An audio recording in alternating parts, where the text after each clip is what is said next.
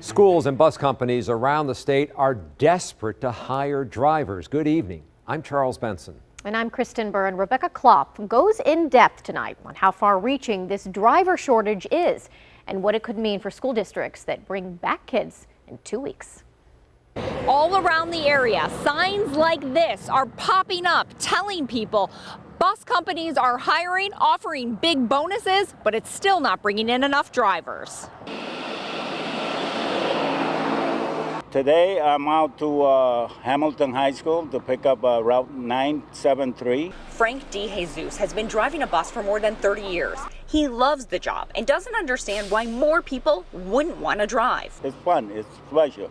But hundreds of students back for early start of school were left waiting for their buses in Milwaukee this week.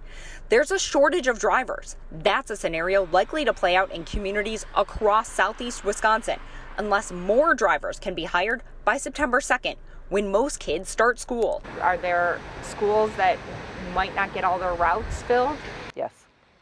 Yes, not just because of us. They have several companies in at each school, but every bus company is short, and yes, there are bus routes that are not being run. It's not just a Wisconsin problem. Across the country, a national transportation survey by Hop Skip Drive found 78% of schools said they were dealing with a bus driver shortage.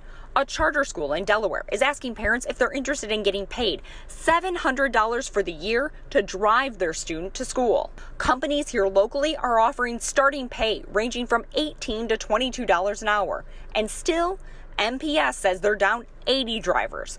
Lamer said they need 90.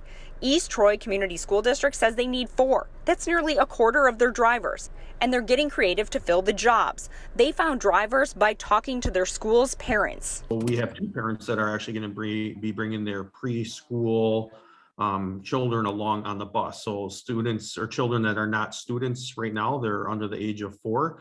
They're going to ride along with their mom. The Wisconsin School Bus Driver Association says there was already a school bus driver shortage, but the pandemic made it worse. It says a third of their school bus drivers are 60 or older and fall into the high-risk category for COVID-19. For Frank, this is his retirement job. Even with the pandemic, he says he can't imagine stopping. I like it. I like to work with children, and I like to see them, grow up right. Adding to the problem, it takes months to train drivers, and by law in Wisconsin, you have to have a special license to be a bus driver. So if you're up for the job, head to this story on TMJ4.com. Reporting in Milwaukee, Rebecca Clough, TMJ4 News.